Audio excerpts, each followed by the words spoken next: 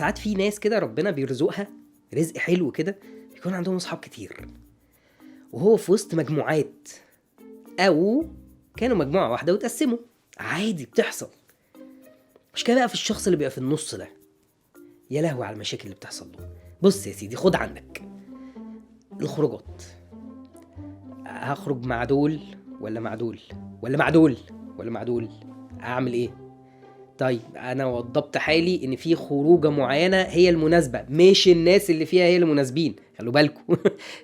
الخروجه مناسباني، ميعادها مناسب، نفسي اروح المكان ده، فبالتالي خرجت مع المجموعه دي. يا لهوي على اللي ممكن يحصل لك بقى من المجموعات التانية. انت ما قلتش ليه؟ يعني خلاص انت ما بقتش بتحبنا، خلاص بقى خليك معاهم يا معلم. احنا وحشين، احنا خروجاتنا وحشه، احنا اصلا وحشين وريحتنا وحشه، خليك معاهم هم، مالكش دعوه بينا احنا بقى. وقفش وزعل وتقعد تدادي، يا جماعه مش انا اللي موضبها مثلا، يا جماعه انا ما اعرفش مين متقال ومين مش اتقال. في حاجات كتير قوي بتحصل لك في اللحظه ديت، اللي هو ايوه انا دخلت في مشكله من ولا حاجه. ماليش دعوه بحاجه اصلا.